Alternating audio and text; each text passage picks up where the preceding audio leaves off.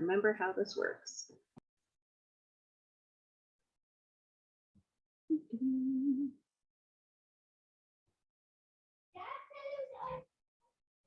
Because they don't have a really fun font that quite works with their time period in the free Google Slides software. Are we ready to get started? All right, we're gonna get started. I see the recording has started. Anyway, thank you, all of you, for coming to my class. It's one of the first times I've taught this by Zoom. So bear with me as I try and navigate some of this, but we're gonna get started. So there's a lot of practical reasons for wearing these little flippy garments. In English, we call them partlets. And because my Italian is really awful, I will probably stick with that phrase with the exception of when I talk about the different types they have in Italy, just as a preference. But some of the more practical reasons women had for wearing these during the 16th century include sun protection. This is better than SPF 50 by any stretch of the imagination, from keeping your low square neckline from starting to show a very interesting sunburn, especially if you're out walking around in your garden of your palazzo or walking around in the streets and so on. In the winter, it also adds a massive amount of warmth, even if you're just using a thin handkerchief linen like the one I was wearing before we started recording.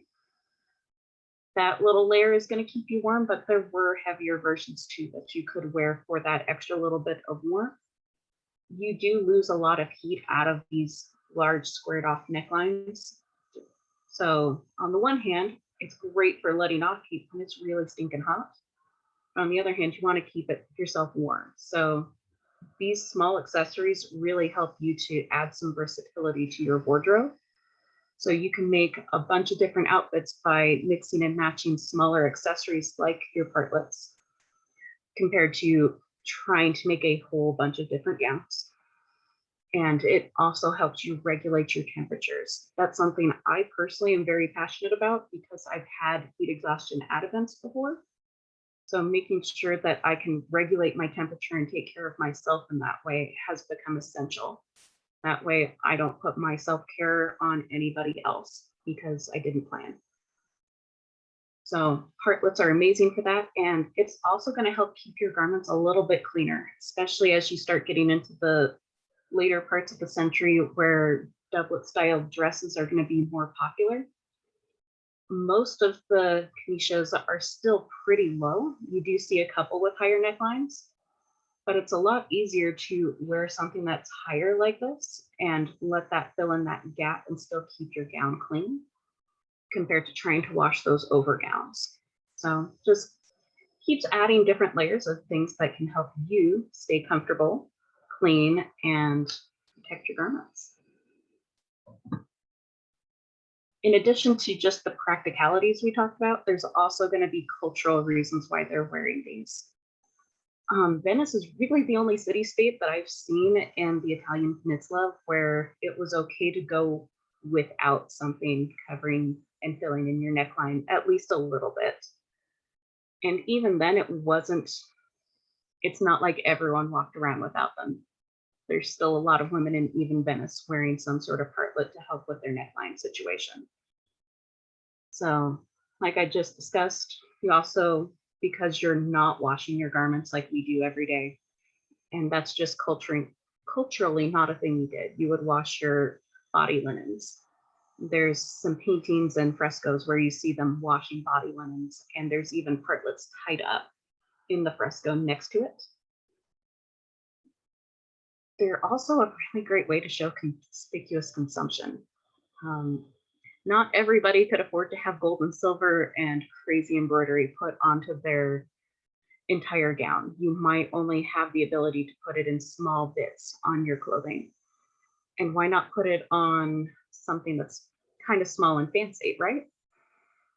In addition to that, these are also going to be tightly controlled under sumptuary laws during some portions of the 16th century. One that comes to mind specifically is there's a point in the last quarter of the 16th century where they start limiting the number of partlets you can have with gold work.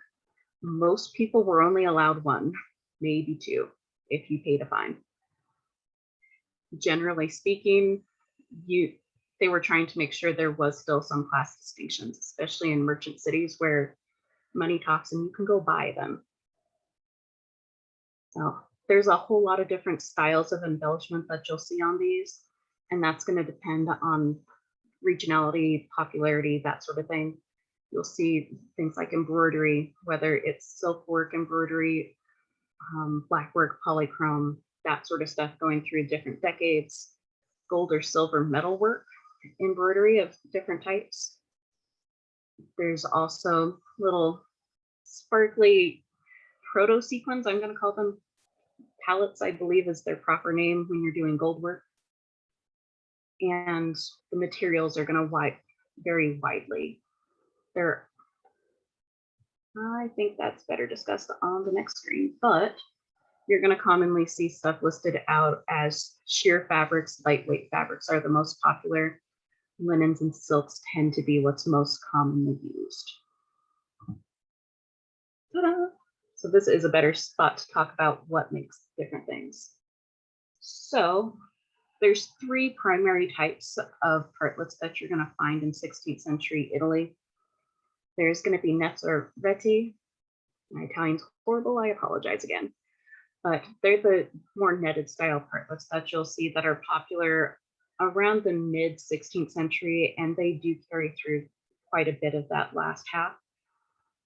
Eleanor in her wardrobe accounts has 13 of these listed out in 1548, and they typically are only going to cover your shoulders and down into the neckline. They don't go up your neck normally.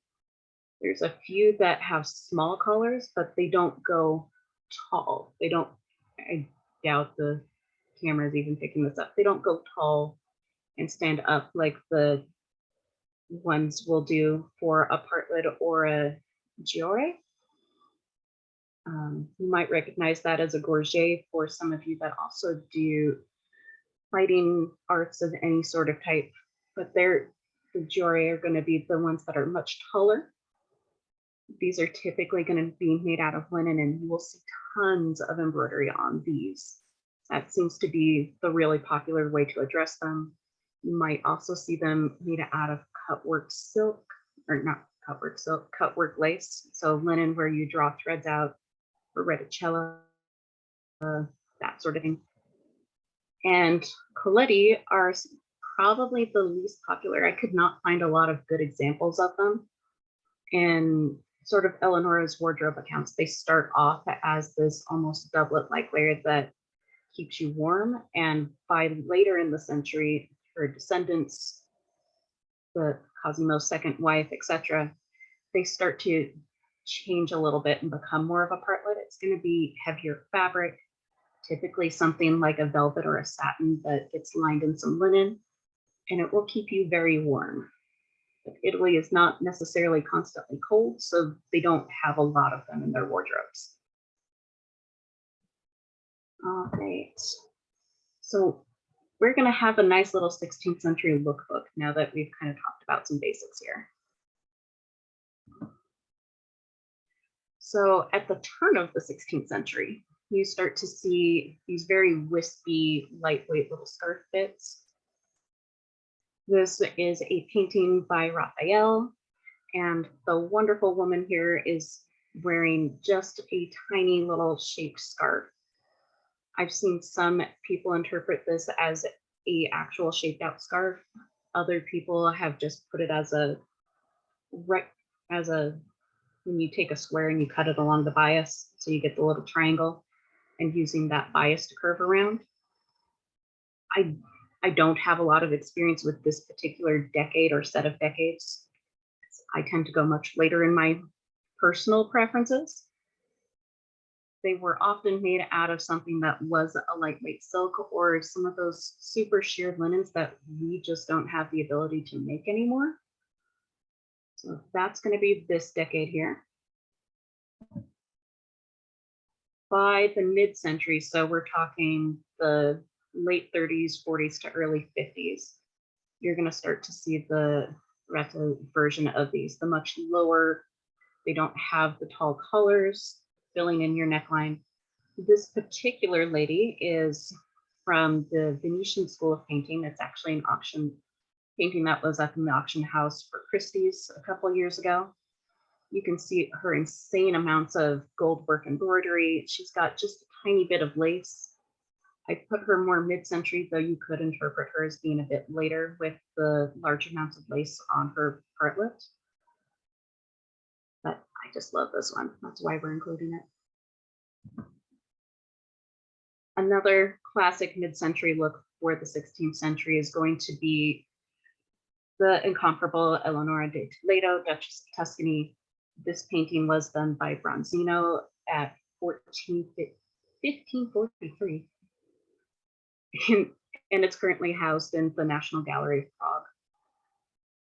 This would be an example of what I've been calling a baby collar. So she does have one of these wide net partlets that's filling in her neckline quite a bit. And it goes just barely up onto the neck and ties up with a little ribbon.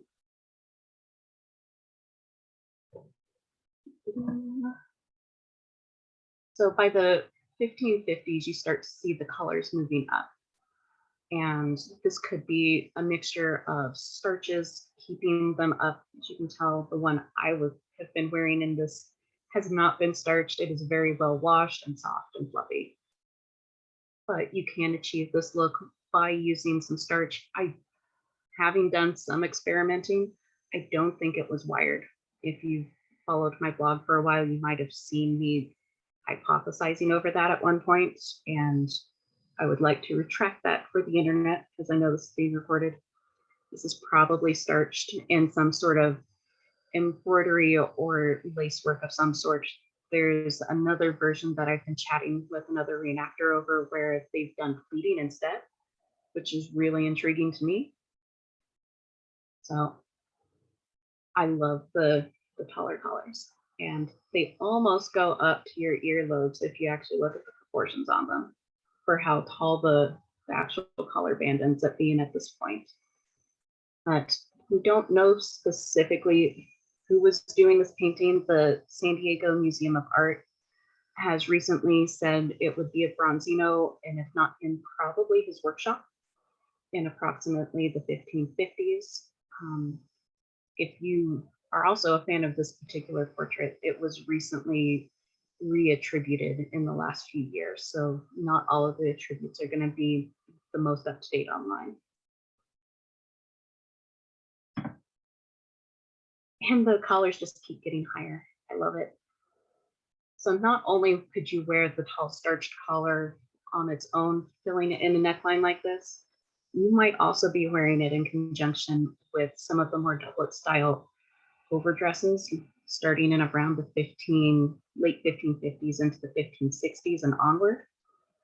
There's a particular fun style that starts to come in towards the late 1560s, where I believe in Moda Firenze, they call it a D-shaped ruffle, where you have the ruffle that not only goes around the top of your collar, like you see in just about any other country in Europe in the 16th century, but it also starts to extend down.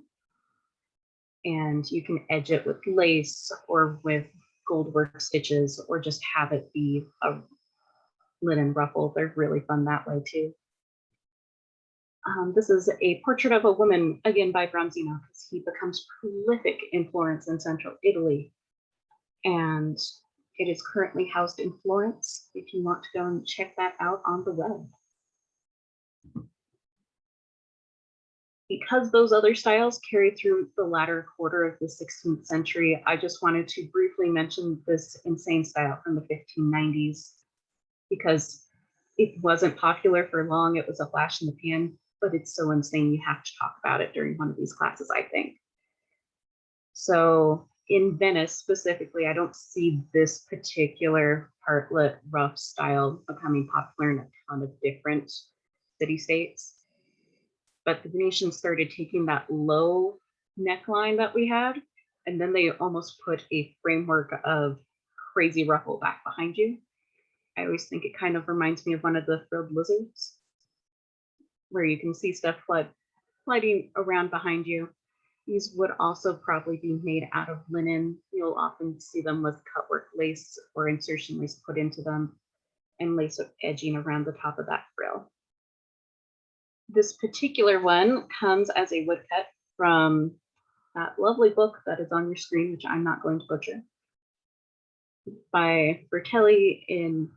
It's dated to circa 1591. And the style does continue on into the early 17th century. Yay, lookbooks. So I know this is the real reason half the people are probably here, so they want to know how to make one of these. I'm going to encourage you to take some measurements of this, and I hope this explanation makes sense for folks. I tend to do regular rectangular construction with these as a start, and depending on how sloped or squared off your personal shoulders might be, you might want to include a shoulder seam to shape it to fit your needs. I tend to have a fairly broad shoulder, so I don't have to do that shaping seam terribly often on myself. But for your rectangular measurement, you're going to start with the overall length, going the work down the grain, that sort of thing. Start on your modern self at your bra band, just under your bust. Go over your shoulder, over your breast, everything else, and go to your back at roughly the same spot. That's how I found it to be the most comfortable to wear, having it go over everything and tie underneath your clothing. As far as the width on how far to make it, I start with my shoulder width, and that gives me a chance to hem it just a bit. You may discover that measurement is a little bit wide, again, depending on your shoulder slope. If it's wider, at least you have the room to cut it down and make it fit the neckline you want. From my personal experience, it's a lot harder to make them bigger and fill in your necklines if you need them to. So this one in particular is a little bit short, and I've had to pin it into place with my dressing pins and shoulder straps on more than a few occasions because I didn't measure it quite right. So go wider, pattern in as you see fit. And the cutout is sort of the interesting part for me, and it's what's taken the longest for me to figure out. I used to just cut straight up the center front and go to the hollow of my neck. And then I started realizing it kept pulling forward on me. So you really want to take that center cut measurement all the way to the back of your neck and sort of figure out what that's going to be. So I started to figure out my neck is roughly 5 to 6 inches in diameter, give or take. So I would go from the hollow of that, add the neck depth, something like that. And that's where I start. I curve out my cutout and then hem it from there. You can add colors onto this one and get the little baby color effect if you really want to, or you can just leave it flat out. This is also a great base if you plan on doing some network, and not network as in networking with people, but actually trying to make net. It's going to give you a baseline so you don't make more net than you really need. All right. The higher collared versions of the partlets, I actually just started patterning like I would pattern a high collared men's shirt.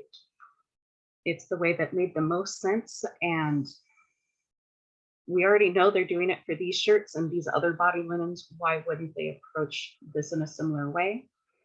For shaping, I prefer to do the collar with the little neck inset gussets that you'll see in Patterns of Fashion 4 by Janet Arnold and Jenny Tiramani. And your basic body block on this, I would start the same way you started on the previous partlet. So take those length and height measurements. From there, you're going to cut a T up the center front and just cut a slit to the width of your neck. Maybe a little bit bigger to insert your gussets, and then do a collar and a neck frill as you see fit. those collars can be before you start assembling this. In fact, I would highly recommend embroider it before you put the thing together. It will make your life easier. Someone who tried it the other way when they were brand new and didn't know better. So I will totally throw myself under the bus on that. So a couple things to keep in mind yet again on this for your materials. Railing type fabrics are going to be the most popular, and that partially goes into who was making them. In the 16th century, these garments were typically made by the same artisan that's making the veils. So they have the experience of working with the really fine, delicate fabrics, working with laces, making the laces in-house, sometimes weaving that really fine fabric in-house. You'll often see it again with embroidery, gold work lace, the little sequins, and so on when you're making them. And please feel free to keep using those. I'm wearing simple linen because it's kind of warm today. But this is some information on how you can find me if you are watching this in the future and you're trying to figure out where to find me, because I will not be monitoring the Renaissance Village comments on their YouTube channel. Just facts. But you can find me through the assorted social media that is on the screen, or you can chat in the or we can talk right now because we're doing this live. Yay! Thank you guys for joining me, and I'm going to figure out how to stop sharing my screen without closing myself out of the meeting.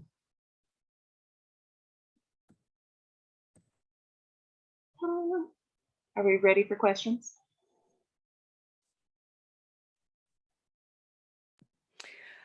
I do have a question. I wove a partlet that looks like from linen, and it looks like the first one that you did, but it hasn't been washed, so I know it's stiff. But when I put it on, it just sticks out. There's like too much. So I'm not sure if I didn't make the neckline too big enough, or what would be the reasoning, do you think? So if you're having something stick out like some sci-fi armor, that probably means you need to have a seam that goes over your shoulder to shape it a bit. So you can pull it in more over your shoulder and let it sit more with just a narrow hem right here. So take up a little pinch right here and seam it up to be a straight seam or a flat seam over here. So that would be period enough? You know, we've only got one example of these that has survived from period. It's linen in Germany. So I'm going to go with that one has a seam right there, and a lot of shirts have a seam there. So shape it to fit yourself.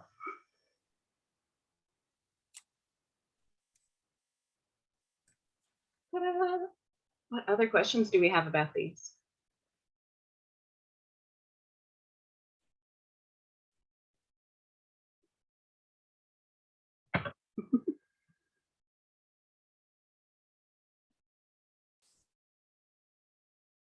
Did I explain it that well?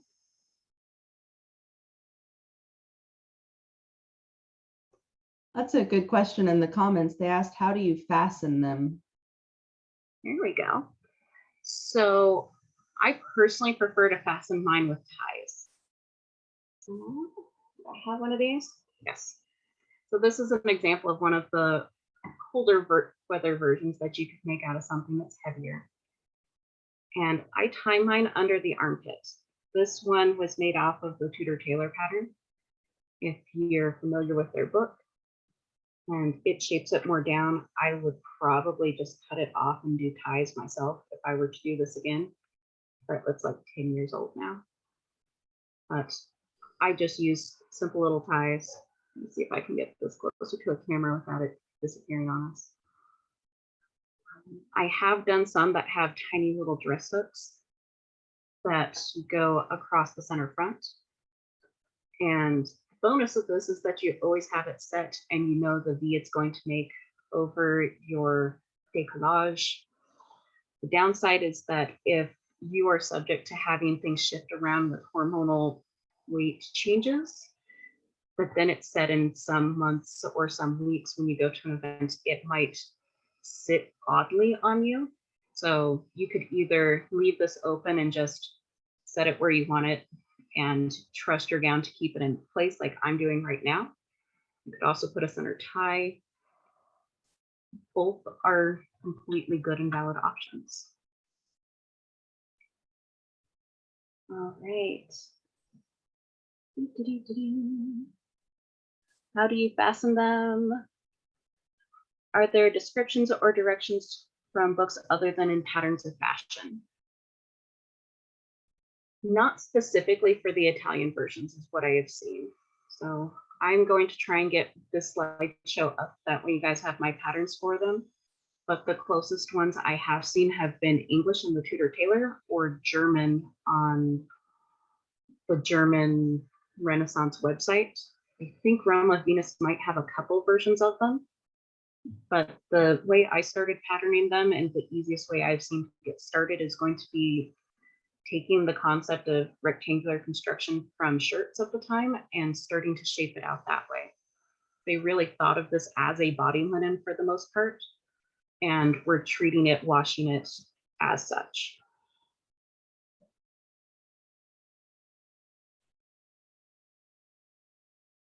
All right. I did not see any copies of this in the, or versions of how to make these in the Austrian tailors manuals that were published recently, the Dre Schinnenbacher. I'm horrible at German again.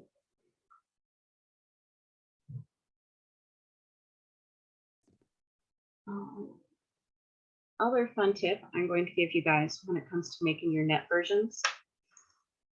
If you are going to be studying these with pearls, you do not need to curl it all the way down your back. Please don't. It's going to give you funky bumps all the way down the back, especially if you wear them underneath like I am wearing it right now. This is the back of the very first one of these I made. And I took my netting and I mounted it onto a very thin piece of silk. That way I'm not getting scratched up by the metal net that I made. And at the same time, I'm not having to spend a bunch of money on gold net that literally no one is ever going to see. So this extends about an inch or two down below my neckline so that if I bend forward a little bit, I don't have a funky gap, but it's not going to go all the way down my back to where it's easiest to fashion. I'm sure the CG is doing all sorts of fun things with this.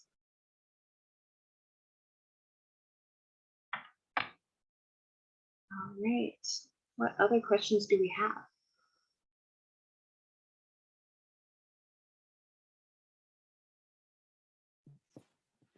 I know you said that you didn't have too much information on the triangular type.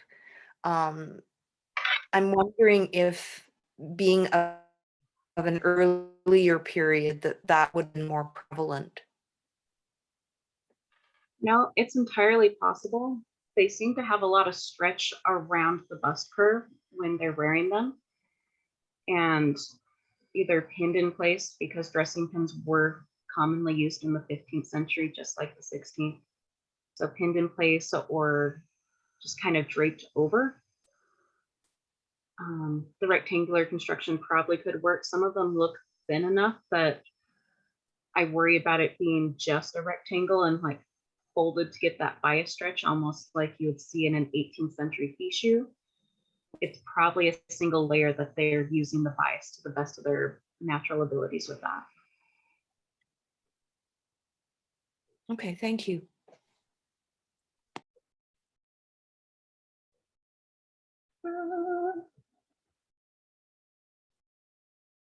So with this, everyone's going to walk around and not get sunburned in their necklines, right?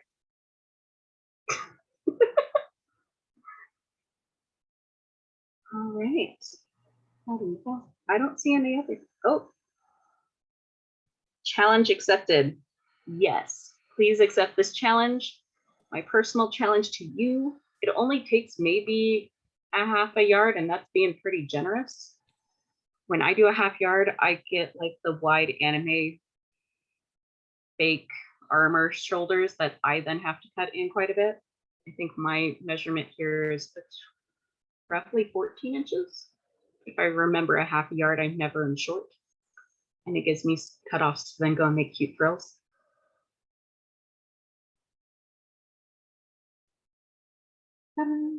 That case, I think our recording is done. The internet is done.